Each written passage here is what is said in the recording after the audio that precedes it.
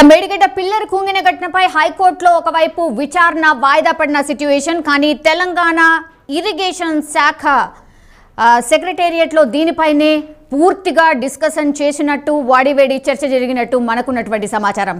మాట్లాడదాం, మనతో పాటున్నారు input editor Sanjay. కాళేశ్వరంపై పూర్తిగా ఫోకస్ చేసినట్టు కనిపిస్తోంది సర్కార్. ఎంత సీరియస్గా ఫోకస్గా ఉంది? సౌమ్య, మొత్తం మీద తెలంగాణ రాష్ట్రం ఏర్పడ్డ తర్వాత కేసీఆర్ ప్రభుత్వం అధికారంలోకి వచ్చిన వెంటనే కాళేశ్వరం అనే ఒక ఎత్తిపోతల పథకాన్ని ప్రారంభించినటువంటి గత తెలంగాణ ప్రభుత్వము ప్రారంభమైనప్పటి నుంచి రకరకాల విమర్శలు ఎదుర్కొంటూనే ఉన్నారు. గతంలో ఎప్పుడైతే కాళేశ్వరం ప్రాజెక్టు ప్రారంభమై నీళ్లు విడుదలైనప్పటి నుంచి కాళేశ్వరం పైన చాలా అనుమానాస్పదమైనటువంటి ఆలోచనలు వస్తున్నాయనేసి చాలా రకాలుగా దీనిపైన కొంత అంటే చాలామంది అంటే ఐఏఎస్లు, రిటైర్ ఐఏఎస్లు కావచ్చు, ఐపీఎస్లు కావచ్చు, రకరకాల అంటే నీటిపారుదలకు సంబంధించినటువంటి అధికారులు కావచ్చు, కాళేశ్వరం ప్రాజెక్టు వల్ల తెలంగాణ ప్రభుత్వము భారీ మూల్యం చెల్లించుకోక తప్పదు అనే క్రమం ఏదైతే ఉందో అప్పటి నుంచి ఇప్పటి వరకు మన జరిగినటువంటి తెలంగాణ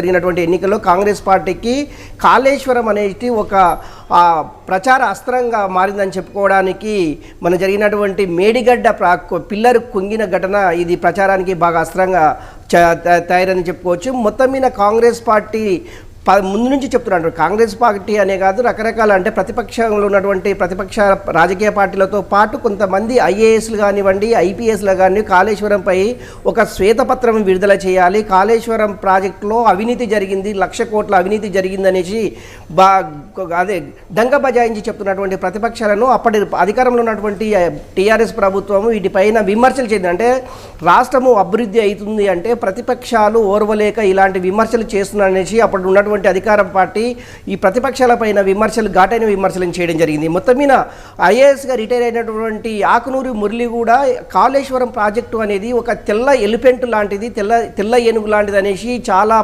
సందర్భాల్లో చెప్పడం జరిగింది. నిజంగా కూడా ఇవన్నీ చూస్తుంటే కాళేశ్వరం ప్రాజెక్టులో 1,00,000 కోట్లు కాదు 1,000 కోట్ల రూపాయలు అవినీతి జరిగింది అనడానికి ఇప్పుడు మేడిగడ్డ కుంగిన పిల్లరే నిదర్శనం అని చెప్పుకోవచ్చు. అందులో భాగంగా కాంగ్రెస్ పార్టీకి సంబంధించినటువంటి ఒక సీనియర్ నేత నిరంజన్ హైకోర్టులో ఈ కాళేశ్వరం ప్రాజెక్టులో జరిగినటువంటి అవినీతి పైన, అదేవిధంగా మేడిగడ్డకు సంబంధించినటువంటి పిల్లర్ కుంగుబాటులో కానివ్వండి, వీటన్నిటిపైన హైకోర్టులో ఒక ఫిల్లు దాఖలు చేశారు. దీనిపైన విచారించడానికి హైకోర్టు కూడా సుముఖత వ్యక్తం చేసింది. దాన్ని కొద్దిగా అంటే దాన్ని రేపటికో ఒక 2-3 రోజులకు అది వాయిదా వేయడం జరిగింది. మొత్తం మీద ఇప్పుడు జరుగుతున్నటువంటి రఘునందన్ రావు, బీజేపీ సీనియర్ నేత, మాజీ ఎమ్మెల్యే రఘునందన్ రావు కాళేశ్వరం ప్రాజెక్టు మొత్తం పైన సిబిఐ ఎంక్వైరీ చేయాలి, సిబిఐ ఎంక్వైరీ చేసేసి అదేవిధంగా ఒక సిట్టింగ్ జడ్జి తోట ఇక్కడ ఉన్నటువంటి ఓన్లీ మేడిగడ్డకు సంబంధించినటువంటి అక్కడ అంటే కాళేశ్వరానికి లింక్ ఉన్నటువంటి బండపోచమ్మ కావచ్చు, మేడిగడ్డ కావచ్చు, ఇట్లా రకరకాల ప్రాజెక్టులతోటి అవినీతి జరిగింది అనేసి రఘునందన్ రావు మరీ మీడియా ముందు వచ్చేసి ఈరోజు చెప్పిన సంఘటన అయితే మనం చూస్తున్నాము. ఈ కాళేశ్వరం ప్రాజెక్టులో టోటల్గా అంటే ఒక కుటుంబ పాలనలాగా తయారైంది కాళేశ్వరం ప్రాజెక్టు. ఇందులో అప్పుడు మొదటిసారిగా ఉన్నటువంటి ఇరిగేషన్ మంత్రిగా ఉన్నటువంటి హరీష్ రావు, అదేవిధంగా ముఖ్యమంత్రిగా ఉన్నటువంటి కేసీఆర్ వీళ్ళిద్దరి సమక్షంలోనే 1,00,000 కోట్ల అవినీతి జరిగింది అనేసి ఏదైతే చెప్తున్నారో నిజంగా కూడా ఇప్పుడు నాసిరకం పనుల వల్లనే ఈ అవినీతి అంటే డబ్బులు యథావిధిగా హెచ్చించేసేసి నాసిరకం పనులతోటి వీళ్ళు ఏర్పాటు చేయడాన్ని ప్రతిపక్షాలు కావచ్చు, అధికారంలో ఉన్నటువంటి అధికార పక్షం పైన చాలా బురదలేక అప్పుడున్నటువంటి అధికార పక్షమైన బురదలేక కార్యక్రమం అయితే చాలా స్పష్టంగా చేయడం జరిగింది. నిజంగా కూడా ఇప్పుడు జరుగుతున్న ఈ పిల్లర్ కుంగిన విధానం కావచ్చు, గతంలో కాళేశ్వరంలో అవినీతి కావచ్చు, వీటన్నిటిపైన ఒక శ్వేతపత్రం విడుదల చేయాలి, అదేవిధంగా సిట్టింగ్ జడ్జి తేట విచారణ జరిపించాలి. దోషులు ఎంతటి పెద్దవారైనా సరే ఉపేక్షించేది లేదు, వాళ్ళు అరెస్ట్ చేసి జైలుకు పంపించాలి. ఇంకొకటి ఏంటంటే అక్కడ అధికారులుగా పనిచేస్తున్నటువంటి ఈఎన్సీగా పనిచేస్తున్నటువంటి మురళీధర్ రావుని ఫస్ట్ అక్కడ నుంచి ఎక్కడ పంపించొద్దు, అక్కడ పనిచేస్తున్నటువంటి వర్క్ ఇన్స్పెక్టర్ నుంచి మొదలుకొని ఈఎన్సీ వరకు అంటే ఇందులో ఎవరెవరు ప్రమేయం ఉంది, నిజంగా ఈ నాసిరకము పనులకు ఎవరు దీనికి నిదర్శనము, ఇందులో ఎవరెవరి భాగస్వామ్యం ఉంది అనే మొత్తం విచారణ జరిపి అధికారులపైన చర్యలు తీసుకోవాలి. వారిని ఎక్కడ కూడా ట్రాన్స్ఫర్ చేయకూడదు. ఒకవేళ వాళ్ళు ఉద్యోగం నుంచి తొలగిపోయినా కూడా వాళ్ళని పిలిపించేసి విచారణ జరిపించాలనేసి రఘునందన్ రావు, బీజేపీ సీనియర్ నేత ఉన్నటువంటి రఘునందన్ రావు ఇప్పుడు ప్రెస్ మీట్ పెట్టి చెప్పడం జరిగింది. సంజయ్, ఇప్పుడు ఇరిగేషన్ శాఖ శాఖపై సెక్రటేరియట్లో పూర్తిగా ఒక రివ్యూ మీటింగ్ జరుగుతోంది. మొన్నటి నుంచి కూడా కంటిన్యూషన్ ప్రాసెస్గా మారిపోయిన సిచ్యువేషన్. అయితే అందులో కొన్ని విస్తుపోయే నిజాలు అనుకోవచ్చు. ఎందుకంటే బ్యారేజ్ నిర్మాణం మాత్రమే తాము చేపట్టాం, డిజైన్ తమకు తెలియదని నిర్మాణ సంస్థ చెప్తోంది. మేడిగడ్డ బ్యారేజ్ డిజైన్ చేసింది నాటి సీఎం కేసీఆర్ అనే స్పష్టం చేసిందట. డిజైన్కు ప్రభుత్వ సంస్థల అనుమతి కూడా లేదని అధికారులు చెప్తున్నారట. అక్టోబర్ 21న మేడిగడ్డ పిల్లర్స్ కుంగితే ఇప్పటి వరకు చర్యలు ఎందుకు తీసుకోలేదని మంత్రి ఉత్తమ్ ప్రశ్నించారు. సో ఇట్లా రకరకాలుగా మనకు వార్తలు వస్తున్నాయి, ఇన్పుట్స్ వస్తున్నాయి. ఒకవేళ ప్రభుత్వం శ్వేతపత్రం విడుదల చేస్తే అందులో ఏ అంశాలు ఉండబోతున్నాయి, పేర్లతో సహా ఎవరు దీనికి బాధ్యులు అనేటువంటి కూడా చెప్పబోతున్నారా?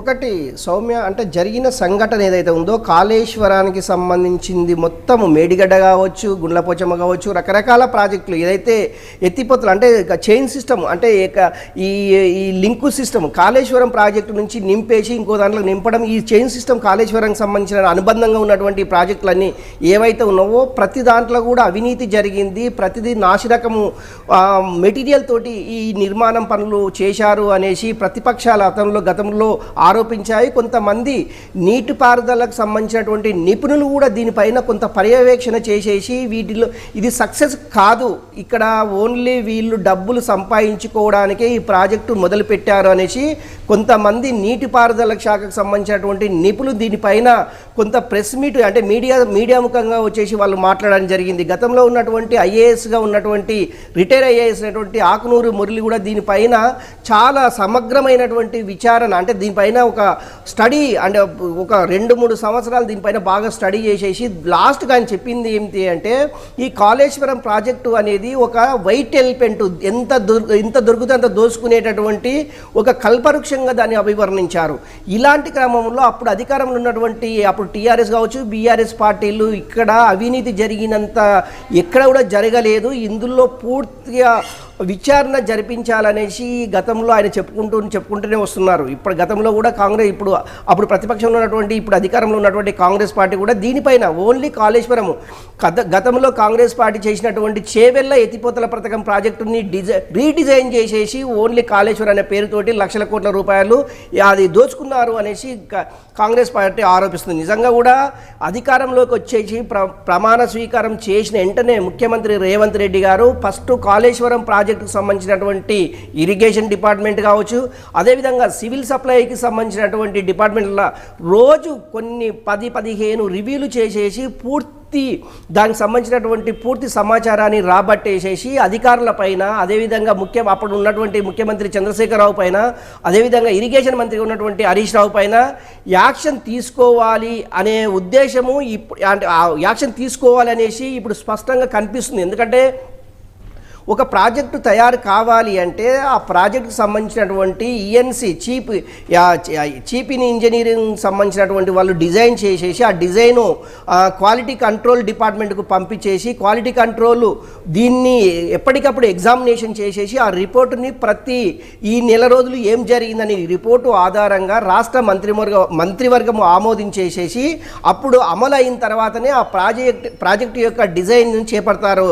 కానీ ఇక్కడ మొత్తం టోటల్ వర్కింగ్ ఇన్స్పెక్టర్ నుంచి ఈఎన్సీ వరకు మొత్తం కేసీఆర్ అప్పటి ముఖ్యమంత్రి ఉన్నటువంటి కే చంద్రశేఖరరావే చూసుకున్నారు, ఆయనే డిజైన్ చేశారు, ఆయనే ఈ పనులకు సంబంధించినటువంటి అంశాలను మొత్తము ప్రతి వీక్లీకి ఒకసారి మంత్లీకి ఒకసారి దీనిపైన కొంత సమీక్ష చేసేవారు. కానీ ఎవరి మాట వినకనే ఇలా జరిగింది, ఈ మేడిగడ్డ పిల్లర్ కుంగిపోవడానికి కారణము ఓన్లీ కేసీఆర్ మాత్రమే అనేసి ఇప్పుడు అధికారంలో ఉన్నటువంటి కాంగ్రెస్ పార్టీ ఆరోపిస్తూ హైకోర్టును ఆశ్రయించారు.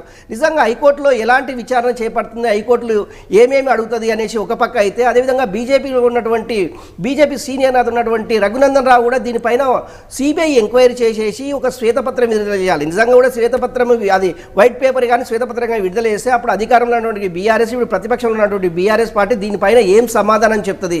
రేపు జరిగేటటువంటి అసెంబ్లీ సమావేశంలో నిజంగా కూడా ఈ మేడిగడ్డకు సంబంధించినటువంటి ప్రస్తావన కావచ్చు, లేకుంటే కాళేశ్వరం సంబంధించినటువంటి ప్రస్తావన కావచ్చు, ఇటైతే వాడి వేడిగా చర్చ అయితే జరగబోతుంది. ఎందుకంటే ఇప్పుడు నీటిపారుదల శాఖ మంత్రి ఉన్నటువంటి ఉత్తమ్ కుమార్ రెడ్డి పైన ఈ యొక్క కాళేశ్వరం ప్రాజెక్టుకు సంబంధించినటువంటి మొత్తం దృష్టి పెట్టారు. దానికి సంబంధించినటువంటి సమీక్ష సమావేశాలు సెక్రటరియట్లో సిఎస్ తోటి ఓన్లీ ఇరిగేషన్కి సంబంధించిన అధికారులతోటి సుమారు 2 గంటల పాటు ఈ సమావేశం జరుగుతుంది.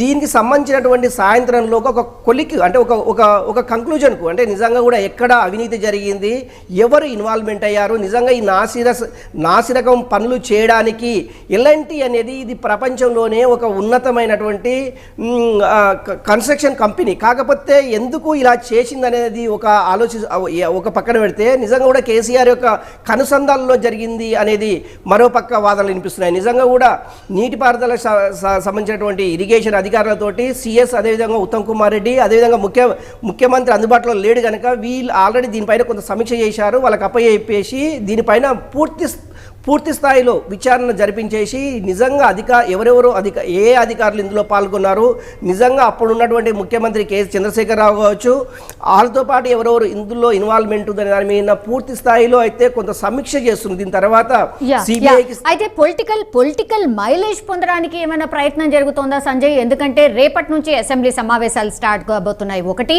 అండ్ ఇంకో 2-3 నెలల్లో పార్లమెంట్ ఎలక్షన్స్ కూడా జరగబోతున్నాయి. సో అన్ని పార్టీలు కూడా ఫోకస్డ్గా కాళేశ్వరం పైన మాట్లాడుతున్న పరిస్థితి ఉంది. సో రేపు అసెంబ్లీలో ఏం జరిగే అవకాశం ఉంది? అగైన్ కాళేశ్వరం టాపిక్ వస్తే బీఆర్ఎస్ దీన్ని ఎట్లా డిఫెండ్ చేయబోతోంది? బీఆర్ఎస్ ఆన్సర్ ఎట్లా ఉండబోతోంది? సౌమ్య, ఒకటి అంటే పొలిటికల్ అది యాంగిల్ అనుకుంటే అంటే అసెంబ్లీ ఎన్నికలకు ముందే మేడిగడ్డ పిల్లర్ కుంగిన సంఘటన అయితే వెలుగులోకి వచ్చింది. ఇది కాంగ్రెస్ పార్టీ కావచ్చు, అటు బీజేపీ పార్టీ కావచ్చు, అంటే ఎవరైతే ఎన్నికల్లో పార్టిసిపేట్ చేసినటువంటి ప్రతిపక్ష రాజకీయ పార్టీలందరికీ ఒక అస్త్రంగా తయారైంది మేడిగడ్డ పిల్లర్ కుంగిన ఘటన అని చెప్పుకోవచ్చు. నిజంగా కూడా కాంగ్రెస్ పార్టీ దీన్ని ఎండగట్టడానికి ప్రతి బహిరంగ సభలో కావచ్చు, ప్రతి పబ్లిక్ సమావేశాల్లో కావచ్చు, కాళేశ్వరములో లక్ష కోట్ల రూపాయల అవినీతి జరిగింది, నాసిరకం పనుల వల్లనే మేడిగడ్డ పిల్లర్ కుంగిందనేసి అప్పటి ప్రతిపక్షంలో ఉన్నటువంటి కాంగ్రెస్ పార్టీ దీన్ని అస్త్రంగా మార్చుకుంది.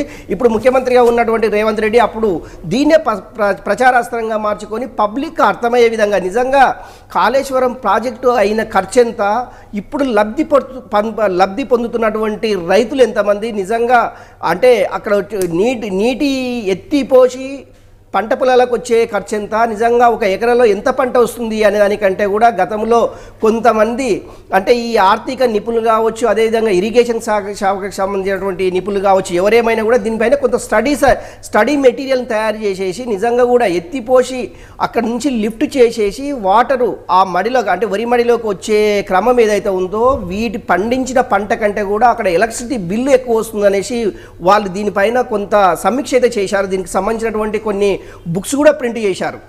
తర్వాత దీనిపైన అప్పుడు అధికారంలో ఉన్నటువంటి బీఆర్ఎస్కి సంబంధించినటువంటి కొంతమంది నేతలు కావచ్చు, మంత్రులు కావచ్చు, ఎమ్మెల్యేలు కావచ్చు, ముఖ్యమంత్రి కావచ్చు, దీనిపైన కొట్టిపారేశారు.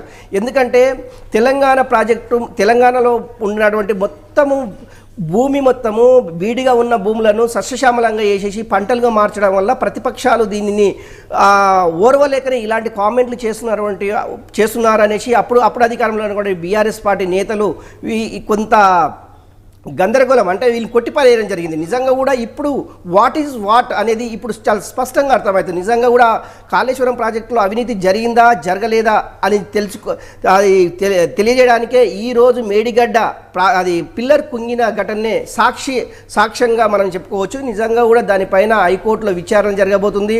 అదేవిధంగా బీజేపీ చెప్పినట్లు నిజంగా సిబిఐ ఎంక్వైరీ చేసే నిజాలు తెలిసే అవకాశం ఉంది. సో మొత్తం మీద రేపు జరిగేటటువంటి అసెంబ్లీ సమావేశాల్లో ఈ యొక్క కాళేశ్వరం ప్రాజెక్టుకు సంబంధించినటువంటి వాడివేడి చర్చ జరిగే అవకాశం ఉంది. నిజంగా కూడా అధికార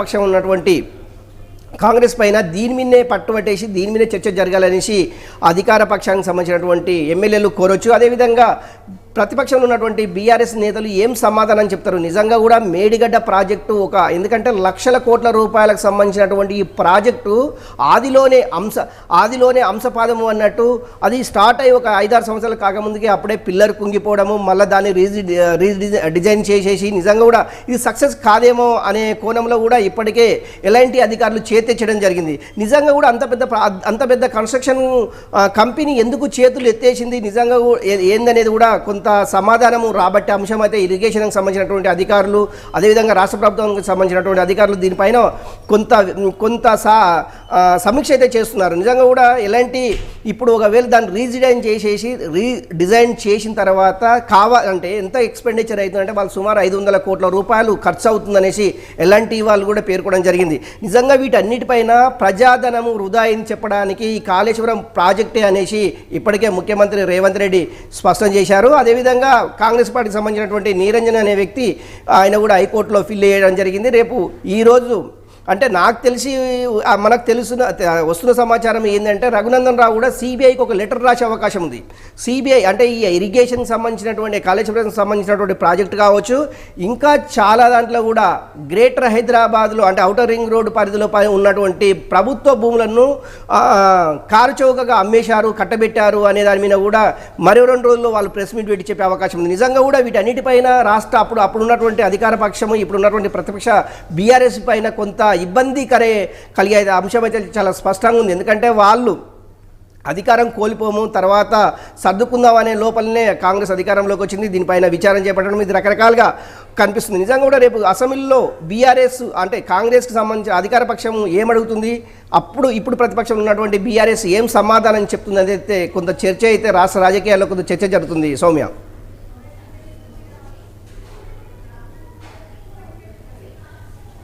విచారణ జరిపించాలని ఆయన డిమాండ్ చేస్తూ ఉన్నారు. అలాగే సిబిఐ విచారణ కోరుతూ కేంద్రానికి లేఖ ఎందుకు రాయటం లేదని కూడా ఆయన ప్రశ్నించారు. ఆయన ఏం మాట్లాడారో ఓసారి చూద్దాం.